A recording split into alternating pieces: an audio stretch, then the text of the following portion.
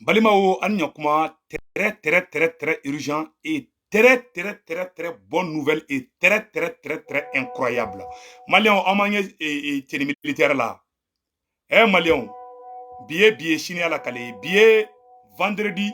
16 décembre 2022. Malion, bonne nouvelle, follow Jumenye. Victoire de Mali, Surasu Madilika, victoire Mounion, qui a de Kera bi vendredi 16 décembre 2022. Victoire follow Jumenye Malion. Comme Mali Surasu y a victoire qui tessite la zone des trois frontières. A belle photo, bien mettre là, à Beira Aoula. Mali avion y est terroriste, Mouhage Moufara. Ah, Malion, mec, à sera un nombre fort. Facebook, on a tant signalé quoi. Parce que France, même au sur Europe là. Malion, mettre là, qu'à information y là. Mali Surasu, Burkina Surasu, opération conjointe. Burkina ka côté là, chou bonne be fanfé. Mali fana ka côté là, chou bonne be fanfé. TV5 ye propagande vidéo kiri karamu yira Mali anga sura avion mu manga sura su bulu wallahi. Mali ngo terroriste do bolla ka tugu dugo fu sara kulu la. Metla ka beira ula. Yana nga tanya fe, oye information folo yi. Malion, hey, mena révélation de fanyana bi. Ama sema mogo bole me clé flyna. Sema mogo, rebelle sema mogo te ka kule wa. Ko irisu ni Mali surasu kolu be ka tamashaku de faga Malion ja rebelle sema mogo ja uga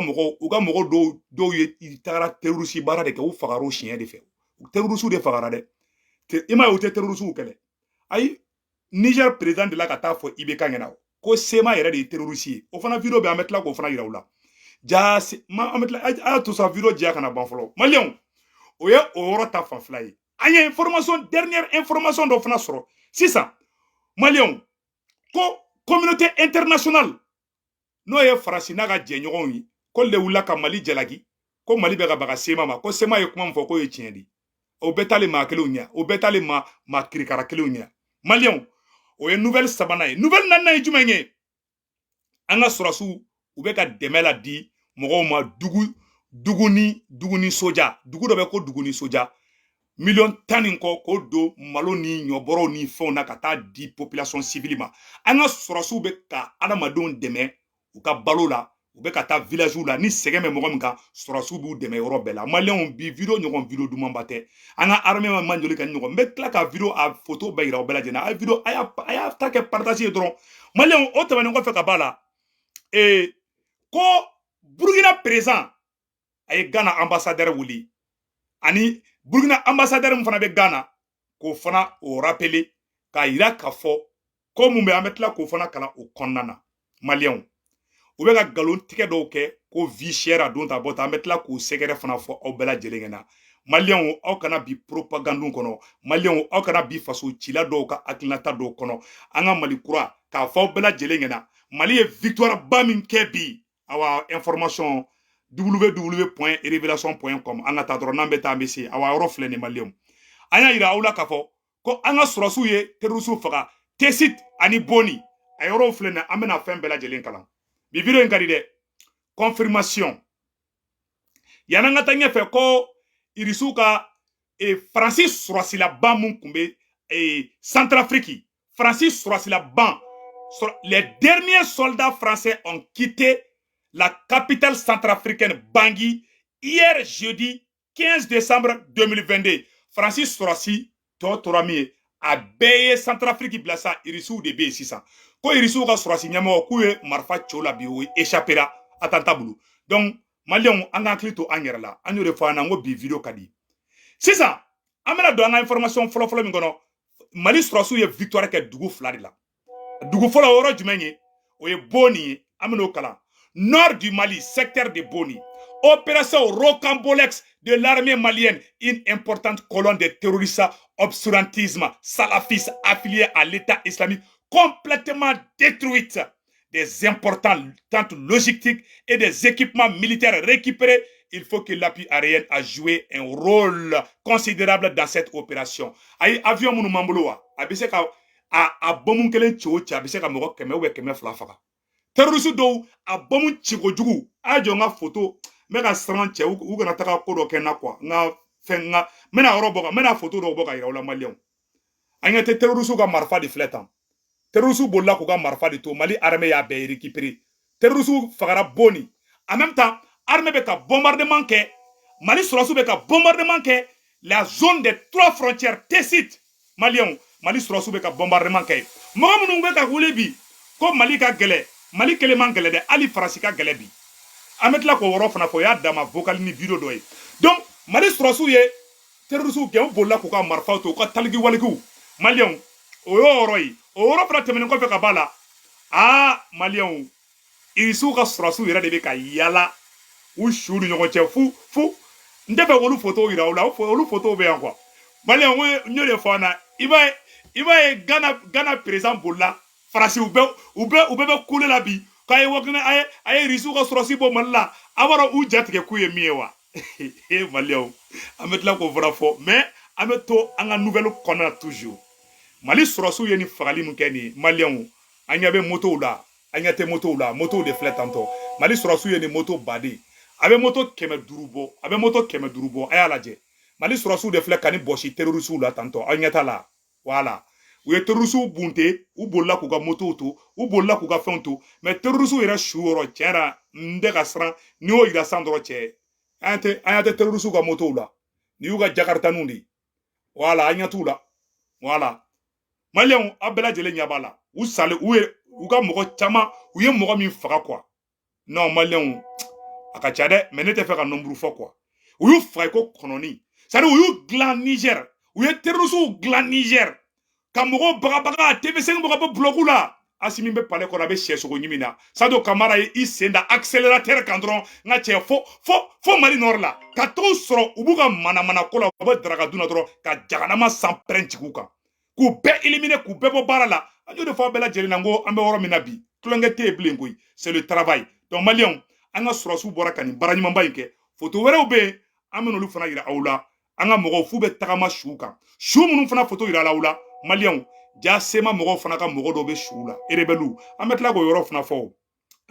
fana fɔ ani ko n ye photo min yira la o kɛra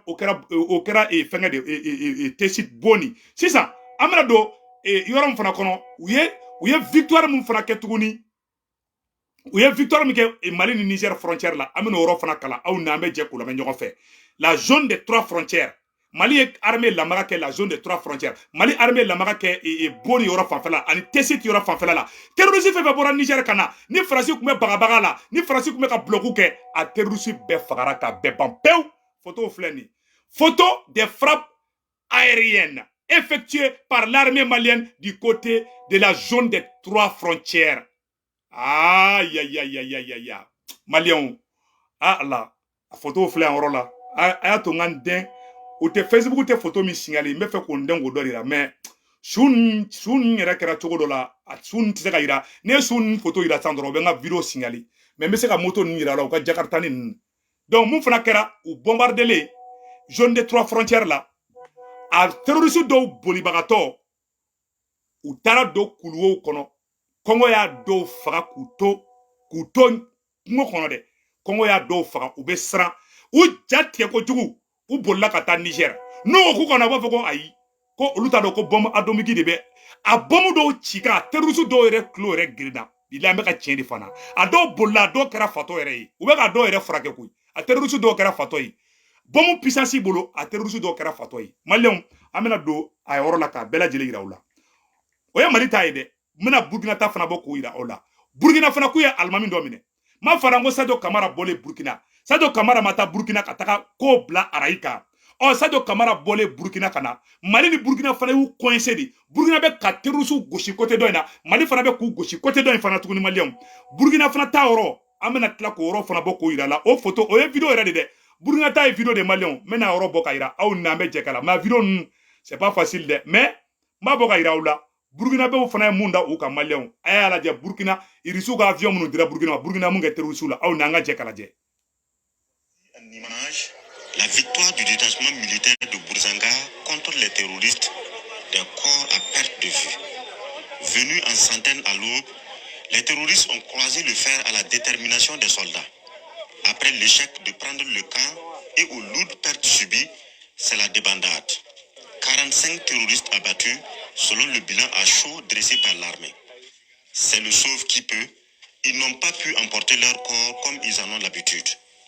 Entre les mains de l'armée, le butin de guerre, un important lot de matériel roulant, un véhicule blindé, auni ala che véhicule blindé terroriste be véhicule blindé mobile blindé de flèche terroriste bolo a photo flène malien aw na nga jango la de ñogon fe qui peut to mba yoro ni photo ta sanno comme ils en ont l'habitude. Voilà. Entre les mains de l'armée, le butin de guerre. Voilà. A yoro flène yoro la malien aw na nga janga yoro la je ni fin de tantôt Matériel roulant, un véhicule. Voilà, véhicule blindé a flène yoro la. Un véhicule blindé. Malien blindé de minelin flèche terroriste au boulot. Blindé, mobile blindé. Merci capitaine Ibrahim Traoré depuis le Burkina Faso. Merci maréchal Assimi Goïta. Wallahi awbeka barake. Awbeka baramike Allah de bausara. Billahi que Dieu vous bénisse, que Dieu vous protège contre tous les maux, tous les malfaiteurs. Aye nyora je. Awni ala che terroriste be blindé bomi, mobile blindé. Malien mobile blindé de flèche terroriste bolota. Ni mobile blindé de ni ne yera terroriste bolo, ni ne menana terroriste la. Mobile blindé de flèche en tout cas là. Ode minalu bolo. Ani marfaw anga toraje. Blindés, des pick-up armés et une quarantaine de motos. Face à la puissance de feu qui leur est opposée, les terroristes se débarrassent de tout, même de leurs armes de combat. Plusieurs kalachnikovs, des armes collectives et des munitions ont été abandonnés. Après la prouesse, le commandant des opérations du Théâtre National félicite ses hommes tout en déplorant la perte de 5 héros. Face à la brutalité. Donc, une information, une information sur 100. Voilà, koni kera Burkina di. Voilà, Burkina be doya chama koni kera Burkina di. Donc, ame mu nyefo bela jelingena, angan tege di nyogoma Mali ni Burkina be bolo be nyogom bolo. O ninda bane de. O yoro temene ko fetukuni Mali on ka fo onyena ame ni bela jelina muna Ghana président bolla kana yanno meno secret fo onyena vite fait yananga do fin flanana. Ko communauté internationale nana ko ka Assimi ko ka Mali gouvernement jalaki ka di rebelle sema mogoma Malien billet vendredi 16 décembre 2022 ou ya communiqué do bo Serge Daniel ya blaka padi sans fait ko Francina Djenyogon ko Mali be ka baga sema mogoma ko sema jododu sema bora tleflaina ka yoro beke wo yi u bora ko no ko Mali jo ko Mali jotala ayi ni kuma la mede o de ko songa awma ngo terrorisme munu fagara mbesiki kuma inka terrorisme munu fagara ja rebelle sema mogo ka mogo do de bula mbeka tien de fonyana ko Malien metla ka do fin détail la billet vendredi 16 décembre 2022 ambe ya rebelle sema mogo bora tleflani konana ka yoro beke wo ka yoro beke mangankulunchi do warate koy terroriste chama fagara yoro ina Atlantia be sema e qualité fladi mogo rema fo Malien ngade Niger président koro ore nana kana ibeka to fangala ko wallahi ko sema mogo yere di terroriste ko terroriste fe beta Niger attaquer ku be bo Kidal di ne ma fo de Niger président da fo Malien ambe yoro mina ko bi irisu be terroriste kele halu ya ngena ma mino ba faga mega chende fo ngena koy irisu ta irisu bolo petit terroriste ni grand terroriste de o de koso irisu kungolo ye Mali kono o kungolo ye Burkina mogo munu yere be terroriste glan u be jatigera imaye sema mogo ye kule damine ko au secours sema mogo be kula rebelle sema mogo be kula parce que sema mogo ka mogo do be ma fongo rebelle be de rebelle ka mogo do ye terroriste yere di soufe u ye rebelle ye e dugu beje u ye rebelle ye ni sukura u ye terroriste o mogo chama de fagara opération bamin kera kunu ni bi le flyna Malien fagali kera ka bo aklima al nete fe ka image da nga video la donc sema mogo dimi ku yode sema mogo wulila ko irisu ni armée malienne ko lu de ka tamasegu de faga o de ka tamasegu faga de o be ka terroriste de faga e ma depuis kelen daminana armée malienne ani gatsia no e gamuga mogo ye o de be ka je ka opération ke nyogo fe mais sema mogo ma songa fara Mali surasu ka ko ka ta terroriste kele sema mogo flene Kidali o be saga sogo nyimi ne la Kidali ou sigileme Kidali ou be lafia de la choueni ni kalabantiani bengani wale ou degelembo de la l'argent facile les bébés gâtés de la France est déjà partie chouette nate Mali fe na ba azawadi fe aita magoronga salamono magorombe azawadi dauma Malien ou le buradi erebelu nyabala ou jigi e terrorisme munu o terrorisme fana be ka faga ni erebelu be fe ka Mali chantage ke Mali la ou terrorisme nyon de wole ou ka je ka Mali faga comme jigi erebelu ngolo semeyoro e terrorisme de ou ngolo semeyoro de Assimi kungoro duna sama de ka bore ku kungolo fara dugu kun kraw Sema mogo kungolo kumasara ko dimi uyo kule damine ko Asimi yo kungolo jogi ama jogi Asimi ba kungolo prendi aw kafiru adalente kidali ko Azawadi ayi Azawadi tede ambe jahanama wadle dawma malion o sigile be ja terrorisu yere de nunu me ka tien de fo onyena koyi Niger président de la Kanaya ya fo ima wule be kle fla na be kule la Niger président comment fo malion aw ne sere fla de ambe fenfe fa ma prévu de ida Niger président koka Kidali di armée malienne ma depuis coup d'état make ibeka ma Niger président akuma la me aw na nga jango kuma la me. C'est simplement un acte de bravoure que le président Issou Mahamadou dise que le statut de Kidal menace la sécurité intérieure du Niger. C'est un corollaire, un postulat, une vérité inébranlable. Ce que beaucoup ignorent d'Issou Mahamadou, il ne parle pas dans l'air. Il a les preuves que certains traquenards et attaques multiples pour nuire au Niger ont été préparés à Kidal. Donc, il y a des complicités. Le chef de l'État a eu le courage de l'affirmer à haute et intelligible voix. Mieux, il suggère la révision du statut de Kidal. La sécurité, a martelé Issoufou Mahamadou, est un bien mondial. Certains ont trouvé ces propos très tranchants. Eh bien, c'est une qualité qu'il faut reconnaître à l'enfant de Tandash. Ce qui intrigue le président Issoufou, c'est qu'il y a des mouvements signataires des accords de paix d'Alger qui ont une position ambiguë. Oui, ambiguë. Pire, certains mouvements sont de connivence avec les terroristes. Pour le chef de l'État, il y a un choix à faire. Ou on est dans les accords de paix, ou on est avec les terroristes. Depuis quelques jours, certains malins oiseaux... Abela de l'Efleni, Niger président Borakafo, que certains mouvements signataires ont des connivences avec des terroristes. Kuma befle onyakoro sixi barabla, kuma befle onyakoro malion, kuma banakui, abefo nemako sixi barabla, abela jele kuma imesisa, awane bora kuma la, ka nyefo abela jele ngena malion, awa sema mogoka mogo chama de fagara. Mali surasu ye opération bami kede, sema mogoka mogo chama de sarala, ode dusuma kasa, ano jigila teke de bunyanuma, wule me kle flyna, ube kule la de,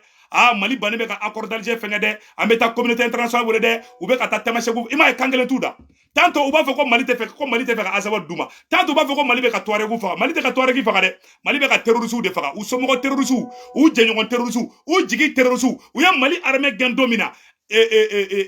en janvier 2012, ou ni terroristu de Djeraka ke, awa ube ni terroristu ube fala, ube be bala, ube singomi nyumingo fe, ou koronto ɲɔgɔn fɛ u ka fɛn bɛɛ ye kelen ye sema yɛrɛ de terroriste ye mɛ ka tiɲɛ de fɔ bɛɛ lajɛlen ɲɛna hali français yɛrɛ ka médiaw de la k'a fɔ France ambassadeur dɔ y'a ka baara perdu ni sema kelen nɔfɛ donc rebelle sema mɔgɔw u ja tigɛlen tɛ dɔwɛrɛ la u ja tigɛlen don parce que terroristes de don mɔgɔ fagalaw de don awa u fanga t'u la hali bilahi hali Mali bataillon kelen bɛ se ka don Kidali bi a bɛɛ n'Assimi ko k'a bɛ don Kidali wallahi seconde fila dɔrɔn Mali ou ka mobili fɛfɛ b'u bolo dɛ Mali avion kelen dɔrɔn bɛ se ka mobili ninnu bɛɛ détruire en 30 minutes u ye mun kɛ terroriste la a ma dogo mɔgɔ la terroriste ni mobili bayiriga de nana ko pam irisu tɛ tulonkɛ koyi irisu ko k'olu tɛ tulonkɛ terroriste ko la dɛ o de jatigɛ b'u la parce que Faransi bɛ terroriste ye k'u ɲɔgɔn mais irisu minnu minɛ dɛ hali ni irisu ko ne ni dɔ kumana ne ni surasi dɔ kumana o ko ne ma k'ale dabali bara irisu la ko ni irisiw ye terroriste ye u bɛ bolu nɔfɛ sentigɛni de la hali n'u donna baji la u b'u plonge ji la a nɔfɛ n'u yɛlɛla yiri sanfɛ irisiw ka surasiw bɛ guloki bɔ ka yɛlɛ yiri la terroriste nɔfɛ fo yiri sanfɛ n'u donna dugukolo jukɔrɔ u bɛ dugukolo dayɛlɛ ka don dugukolo jukɔrɔ u tɛ tulonkɛ koyi ayi a hakilila ko nin bɛ tulonkɛ de la e m'a ye débat fɔra ko Burkina ni Mali y'a tɛgɛ di ɲɔgɔn ma o jatɛgɛ dara CEDEAO kan o jatɛgɛ dara Faransi kan i ma Ghana président bolila kana fɔ Amérique président ɲɛna ko n'u ma fɛɛrɛ kɛ ko irisiw fili ka frontière la parce que u bɛ terrorisme minnu dilan k'an ka duguw ci k'an ta otage la dɛ irisiw de bɛna o kɛlɛ kɛ k'o ban pewu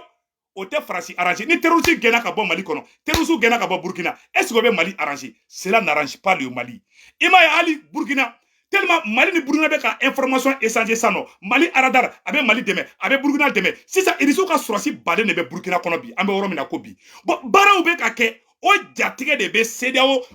to jɔn minnu bɛ yen dɛ i n'a fɔ Nana Afugo n'o ye Ghana président ye dɛ u ja tigɛlen tɛ dɔwɛrɛ tɛ dɛ Makɔrɔ de bɛ taa bɔnbɔnni kalama dɔw da parce que Makɔrɔ ka lagareninw de don Makɔrɔ de b'a f'u ɲɛna a ye wuli dɛ sinon u bɛ coup d'état k'aw fana na dɛ parce que olu tɛ u ka jamanaw fɛ u tɛ Ala fɛ u tɛ kira fɛ olu ɲɛ bɛ u yɛrɛ ka intérêt personnel la u ɲɛ t'u ka peuple ka intérêt la sisan problème ye jumɛn ye u bɛ ka américains dusu labɔ parce que américains ye milliards de don milliards de dépenser Ukraine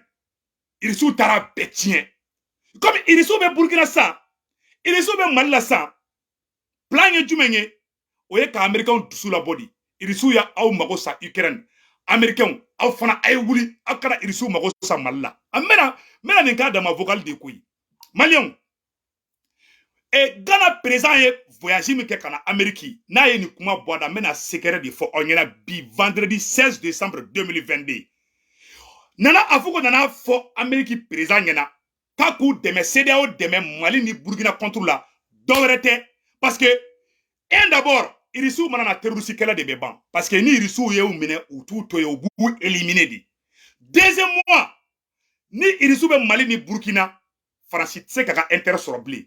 troisièmement a kun ye mun ye américains ye milliards de dépenser Ukraine na Irisiw taara bombe kɛ k'a bɛɛ détruire américains 10 millions ba de bɛ Irisiw kɔrɔ bi Ukraine kɛlɛ la parce que Amérique kun kɛlen ka Ukraine dilan i n'a fɔ a ye Amérique dilan cogo min Amérique ye milliards de dollars de dépenser Ukraine Poutine y'a bɛɛ détruire o dimi bɛ américains na u bɛ fɛ ka américains dusu labɔ ko Irisiw bɛ Mali la ka Mali sanu bɔ ko Irisiw bɛ Burkina ka Burkina sanu bɔ ko américains u ye monnaie don aw la Ukraine aw fana kana Mali la aw fana kana monnaie don Irisiw la ala est-ce que a ye plan in faamuya ko c'est les spécialistes en géopolitique an y'a denga livre nin na to end the world voilà ni bɛ doctorat kalan kɛ i bɛ nin yɔrɔ de kalan voilà o ye entre parenthèses an ka côté an ka fɛ sisan u bɛ américains de dusu labɔ sisan ko américains kana u ta sara Irisiw la Mali la américains kana u ta sara Irisiw la Burkina Faransi de b'o nafigi escroya 4 piliers la ani CEDEAO Irisiw ye Ukraine bɔsi Amérique ni Faransi la an fana kana hali n'an bɛ Mali ci de hali n'an bɛ Burkina ci de an fana kana sɔn Irisiw fana ka hɛrɛ sɔrɔ parce que an kun bɛ hɛrɛ de sɔrɔ Ukraine Irisiw taara an ka hɛrɛ bɛɛ tiɲɛ Ukraine an fana kana Mali kama an fana kana Burkina kama Burkina bew a ye capitaine minɛ n ye capitaine kalifa aw la ala n ye capitaine kalifa Burkina bew n y'a kalifa ala la n y'a kalifa aw la ala kana fɛn kɛ capitaine Ibrahim na Asimi n ye kalifa ala la Asimi n ye kalifa Mali den ɲuman bɛɛ la ala kana fɛn kɛ Asimi la bilahi u bɛ fɛ ka na kɛlɛ déplacer de monnaie mun donn'u la Ukraine de u bɛ fɛ ka na kɛlɛ déplacer ka bɔ Ukraine ka na kɛlɛ bila Mali de kɔnɔ sisan komi Irisiw bɛ ka hɛrɛ min sɔrɔ Mali kɔnɔ Irisiw n'anw bɛ ka baara ɲɔgɔnya kɛ u bɛ fɛ américains de fana ka na i fereke Irisiw senkɔrɔ sisan Irisiw tɔgɔ duman kana fɔ Mali kɔnɔ Irisiw tɔgɔ duman kana fɔ Burkina u ka ko ɲagami ɲɔgɔn ye pour le moment Amérique ma sɔn fɔlɔ pour le moment an ka duwawu kɛ sinon ni Amérique sɔnna don o don baara bɛ gɛlɛya an bolo n bɛ ka tiɲɛ de fɔ aw ɲɛna parce que Amérique ni Irisi bɛɛ puissance ye kelen ye bon ni mɔgɔ min fila n'olu ka puissance ye kelen n'u ye ɲɔgɔn sɔrɔ i ka dugu kɛla i m'i kɔlɔsi u b'i ka dugu kɛ Libi ɲɔgɔnna si ye ala kana Mali ko ye ala kana Burkina ko ye Faransi o de kosɔn ne ye mɔgɔ k'i bɛ Faransi fɛ n b'i danga de n tɛ k'i fɛ n y'i haramu ko ala kɛra lɛ haramu cogoya min na bilahi u bɛ fɛ ka kɛlɛ déplacer de ka bɔ Ukraine ka na n'a ye Mali kɔnɔ voilà ka na n'a ye Burkina fana dɛ i ma Ghana président mankan mɛn ko Irisiw filɛ olu ka frontière la ko américains kana u dɛmɛ sisan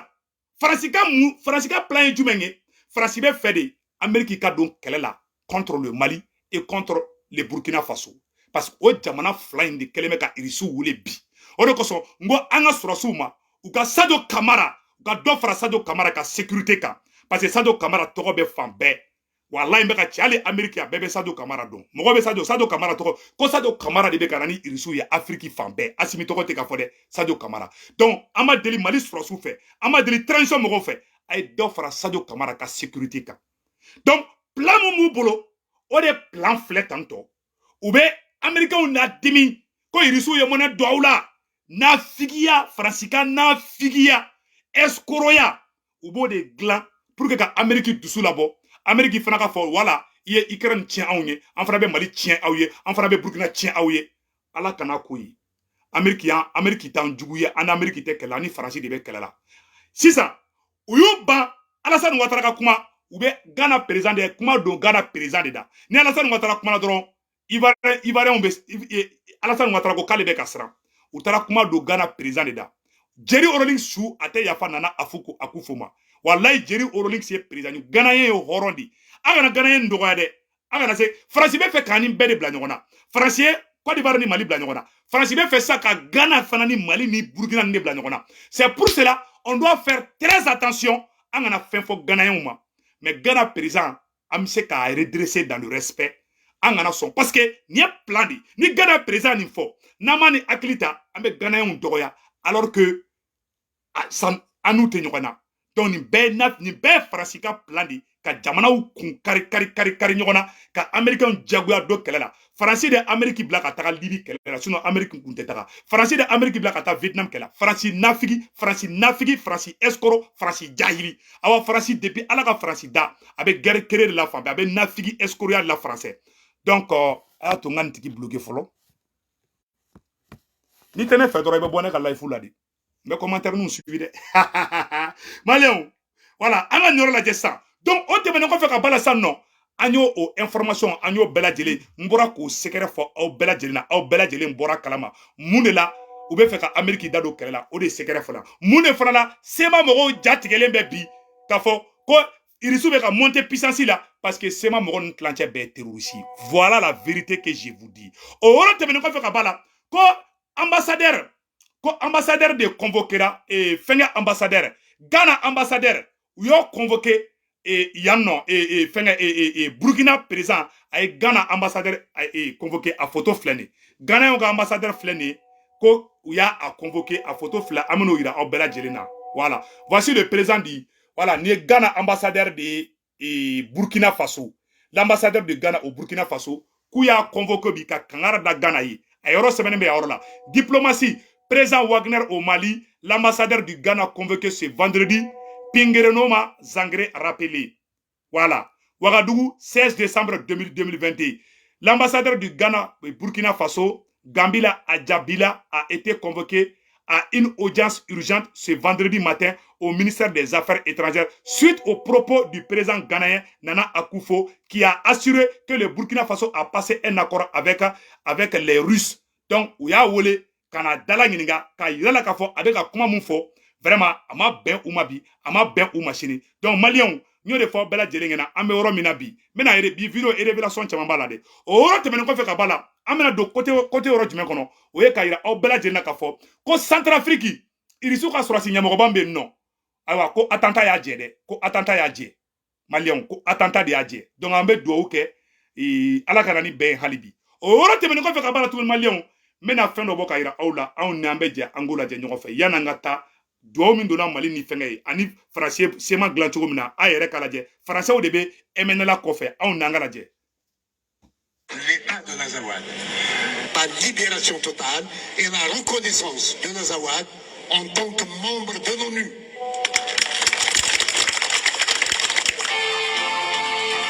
L'État de l'Azawad, par libération totale et la reconnaissance de l'Azawad en tant que membre de l'ONU, de l'ONU, de l'ONU, de l'ONU. D'être libre, d'être autonome, d'être indépendant. Vous êtes des frères pour nous. Voilà. Imaye Faransi sema mɔgɔw dilan cogo min na MNLA dilan cogo min na a y'a lajɛ musonin bɛ ka kuma min fɔ yan nɔ. Pour nous. Nous ne vous abandonnerons pas. Nous ne vous abandonnerons pas. Vive le MNLA. Vive le MNLA. Vive le MNLA. Vive l'Azawad, indépendant, démocratique et laïque. Et l'unité véritable. Je veux dire que ce rassemblement d'aujourd'hui ne doit être qu'un point de départ. Il faut qu'il y ait des milliers de Parisiens dans la rue pour les Touaregs. Des milliers de Parisiens dans la rue pour les Touaregs. Ko ka Touareg ka indépendance d'u ma Faransi kɛ nin ye video kɔrɔ de dɛ ma a yɔrɔnin fɔ k'a da kan i b'a ye Faransi tun bɛ ka sema dilan cogoya min na bon o de sekɛrɛ fɔli fila aw ɲɛna ayiwa n bɛna yɔrɔ dɔ fana yira aw la munna n y'a fɔ aw ɲɛna n ko u bɛ siran Irisou ɲɛ muna ube sran irisu ka surasu nya ni opération be muna ube sran malien meno fana sekere boku ira awla tout de suite ka fo onyena ni irisu nali mun kera mali kono ani irisu fle ni fenge mun keleme ka faransi yɛrɛ jatige mun keleme ka Macron jatige mun keleme ka CEDEAO mɔgɔ jatige o sɛgɛrɛ o résultat aw n'an ka janga lajɛ irisu ko kɔnɔlu tara irisu yɛrɛ ka général dɔ de bɛ ka kuma kɔnɔlu ye terroriste minɛ dɔrɔn k'olu bɛ terroriste bɔ baara la de k'olu tɛ terroriste minɛ ka don kaso la dɛ irisu ka général aw n'an ka janga lamɛn ɲɔgɔn fɛ. C'était quoi ce bruit? Écoute, moi je ne fais pas de télé-réalité. Tu as dû me confondre avec quelqu'un d'autre, ok? Tu as compris ce que je voulais dire? Je ne suis pas ton acteur, j'ai un travail à faire ici. Voilà. Ne irisu ka général de manga journaliste français ma. Quand elle était manamana kola de quand le ayala jabena jabi irisu ka général bena comment faut journaliste ngena angala me. Le général. Que la définition de terroriste en russe n'est pas très nuancée. C'est ce que nous confirme le général Konashenkov. Pour lui, Daesh et tous les autres opposants à Bachar el-Assad, c'est la même chose. Oui, qui sont les terroristes dont vous parlez? Vous savez, nous ne raisonnons pas comme vous. Notre travail, ce n'est pas de hiérarchiser les terroristes, désigner les bons et les méchants terroristes, les petits ou les grands. Avec les terroristes, il n'y a pas à tergiverser.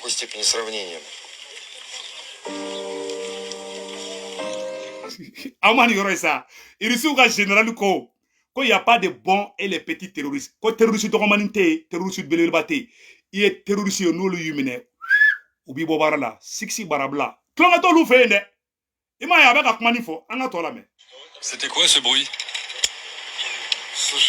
Écoute, moi je ne fais pas de télé-réalité. Tu as dû me confondre avec quelqu'un d'autre, ok? Tu as compris ce que je voulais dire? Je ne suis pas ton acteur, j'ai un travail à faire ici. Pas commode, le général. Que la définition de terroriste en russe n'est pas très nuancée. C'est ce que nous confirme le général Konashenkov.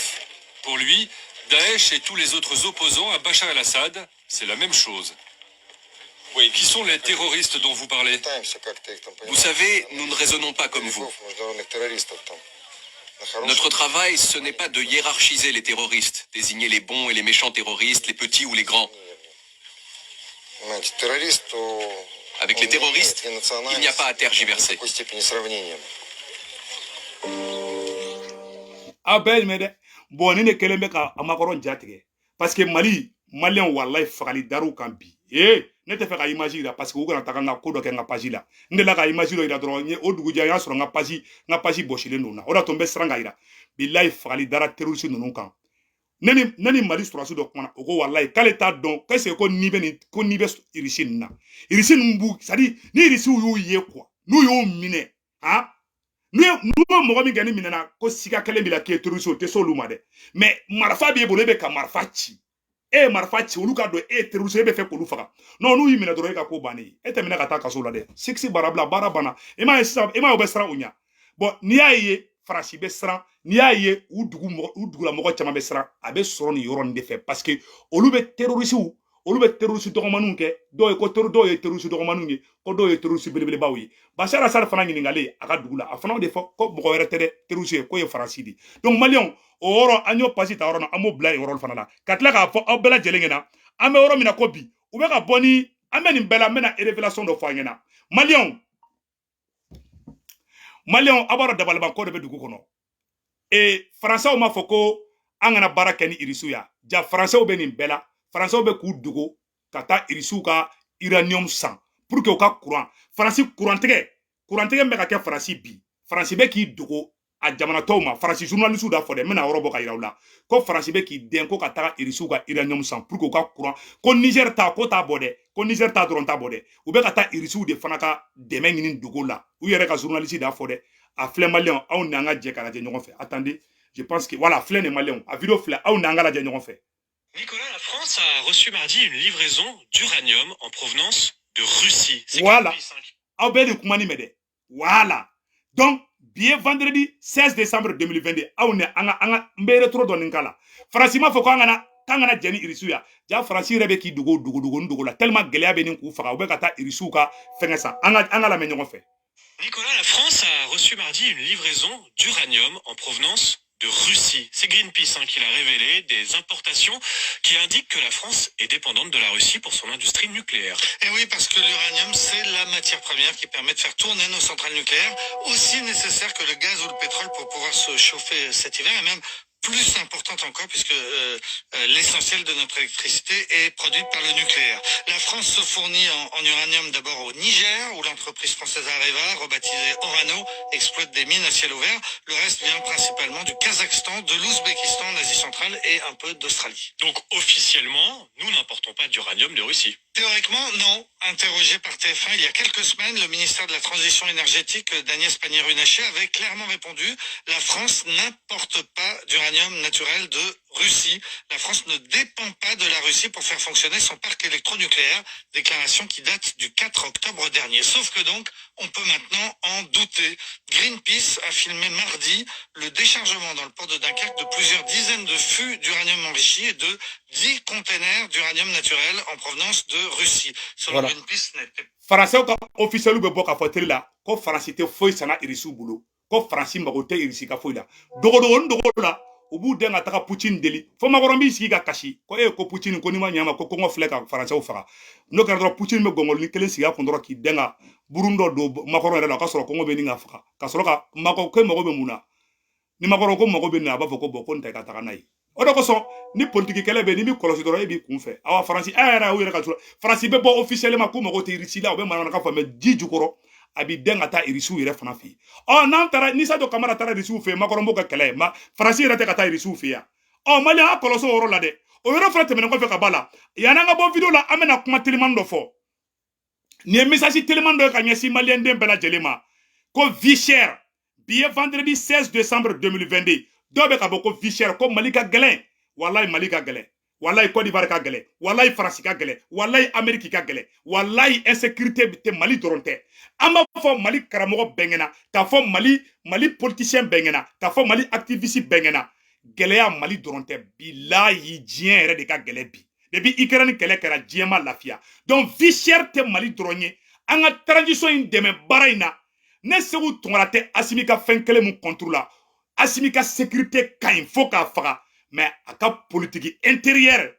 souvent ne ma sɔn o yɔrɔ dɔw ye an k'o tiɲɛ fɔ parce que dɔw b'a fɔ Seku Tunkara bɛ bɔ a bɛ Assimi tantɔ kunu bi a bɛ dɔ fɔ Assimi ma depuis Assimi ka na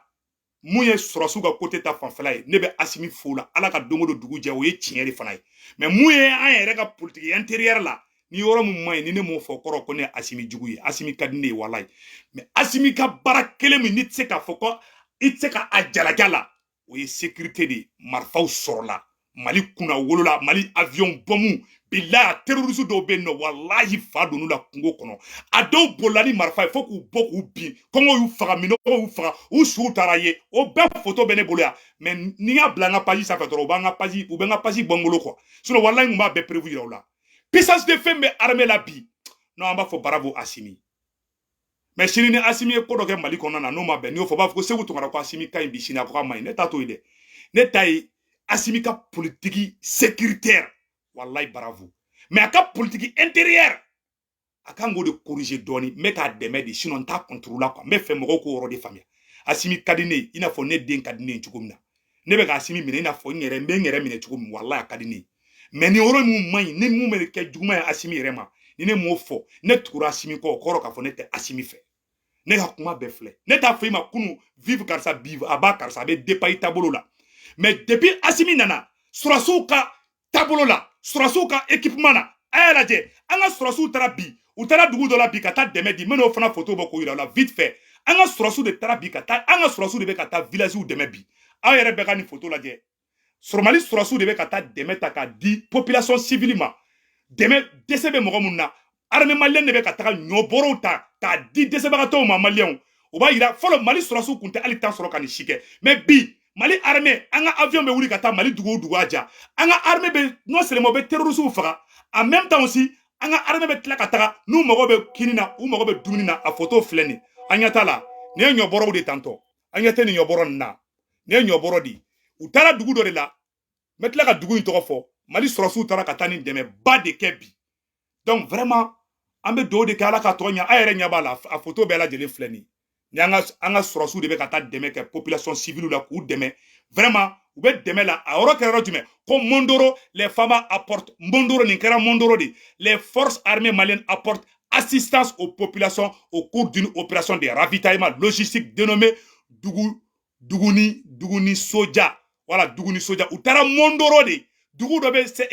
Mopti Marla comme Mondoro. Mali ni Burkina frontière fanfela la. Kata malo, nyoboro, kata dasi, ka duma. Nyoro la anka nga foko anga asimi fo oro la. Mais ni politicien nana gera asimi na anga fo nga so oro fana made. Anta o doron de kui. Sinon, depuis Assimi nana ne te kan plaigner sur la côté là. Ne be nyuman fo oro ka o ye tiɲɛ de fana ye. Horonya di quoi. Mama deme ne ala sona ma bebe nya fana. Parce que ne se bu tungara ka laɲini te dore. Ne ka laɲini Assimi yɛrɛ de kana bui.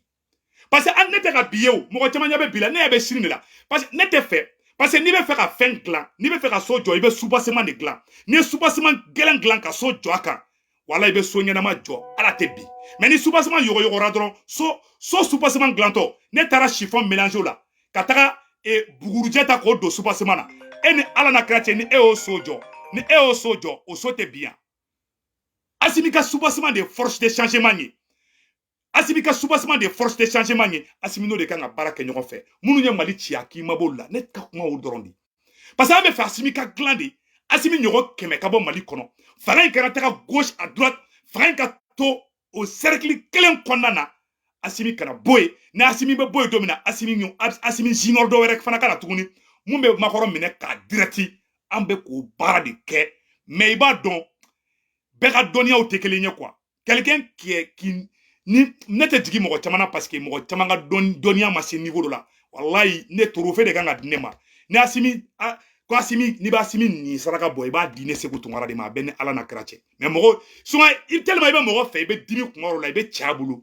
a bɛ na fɛ i den fɛ i ɲɛ b'a la a bɛ ka taga juin min i dimi kojugu i b'a fara kulo kɔrɔ o kɔrɔ tɛ k'i t'i den fɛ o c'est un peu besoin de ça quoi donc o yɔrɔ de kun don ka ɲɛfɔ bɛɛ lajɛlen ɲɛna vie chère Mali kelen tɛ gɛlɛya min bɛ ka kɛ Mali kelen tɛ bilahi diɲɛ fan bɛɛ de don an b'a ɲini Mali dɔnnikɛla bɛɛ fɛ Mali ɲɛmɔgɔba bɛɛ fɛ an bɛɛ kan tɛgɛ di ɲɔgɔn ma walahi gɛlɛya tɛ Mali dɔrɔn na politicien dɔw de bɛ fɛ ka taa don diinɛ karamɔgɔ dɔw kan ka ko exagérer cogo dɔ la mais surasiw aw fana k'aw kɔlɔsi comportement dɔw fana bɛ yen n'o yera aw fana la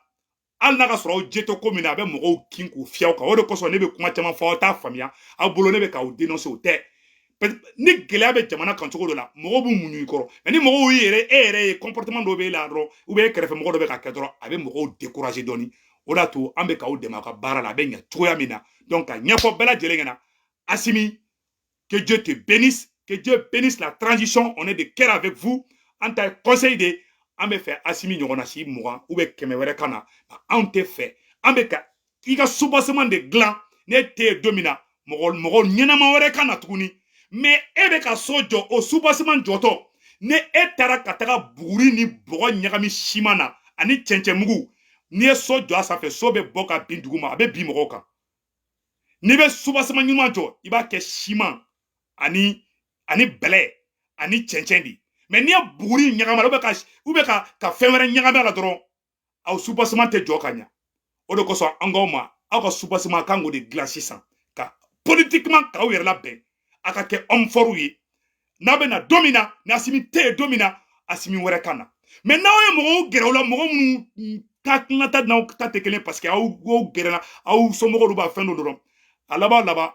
o somɔgɔ kelen bɛ tila ka taa da aw juguw ma